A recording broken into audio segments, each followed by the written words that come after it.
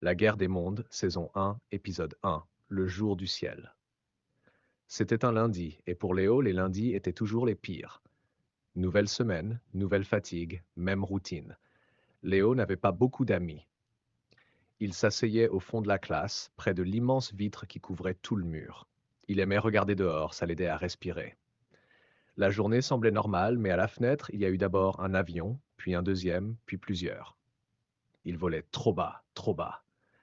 Un des appareils passa à une vitesse anormale, frôlant un immeuble voisin. Le bâtiment vibra, les vitres tremblèrent. Dans la classe, le silence tomba, puis les enseignants comprirent que quelque chose se passait. Dehors, et soudain, la réalité éclata. Des explosions lointaines, des cris, des sirènes. La prof demanda de se mettre sous la table, mais avant même que le monde réagît, un choc frappa la porte, puis un autre. La porte céda et une silhouette entra, grande, inhumaine, impossible à comprendre. Un alien. La classe resta figée. Léo n'arrivait plus à respirer. Le monstre avançait lentement. La prof tenta de protéger les élèves, mais la situation avait dépassé tout contrôle. Avant que la panique devienne totale, des tirs retentirent dans tous les couloirs.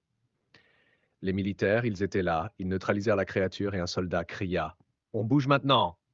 Ils sortirent dans la rue. La ville était en guerre. Léo perdit l'équilibre.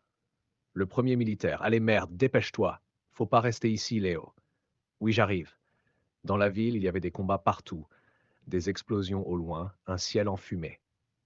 Le troisième militaire: Par ici, il faut passer par la forêt. Mais un avion s'écrasa non loin, la route était coupée. Ils furent redirigés vers un bunker militaire. Le premier militaire: Nous sommes arrivés, on va devoir tous rester dans le bunker, le temps de savoir ce qui s'est passé. Nous allons y rester combien de temps? Je veux revoir mes parents. Le troisième militaire: Tes parents sont sûrement déjà morts. Le bunker était impressionnant. Il était sous terre, protégé, organisé. Pour la première fois depuis le début de l'attaque, Léo sentit un peu d'espoir. Ils furent dirigés en groupe. Un groupe? La première partie du groupe restait dans le bunker et l'autre allait chercher à manger. Léo faisait partie du deuxième groupe. Et on cherche quoi exactement? Le deuxième militaire: De la nourriture. D'accord, et vous savez ce qui se passe? Non. Pendant que tous les autres étaient en groupe, Léo était tout seul. Les heures passèrent, puis le silence, puis l'alarme. Le groupe revenait, mais quelque chose n'allait pas. La porte du bunker était défoncée. Pourtant, la porte avait été conçue comme un coffre-fort. Elle était brisée, déformée, ouverte de force. À l'intérieur, le chaos. Léo resta figé alors que les autres allaient se jeter sur les cadavres de leurs frères et de leurs meilleurs amis, sauvagement tués. Naomi. Ils ont tué mon petit frère, mon petit frère. Pourquoi? Ce n'est pas mon problème, Naomi. Si, ils l'ont tué. Je m'en fous, lâche-moi morveux. Les militaires regardèrent la scène sans comprendre. Des dizaines de corps. Léo comprit alors une chose. Ce n'était pas une attaque, c'était une invasion.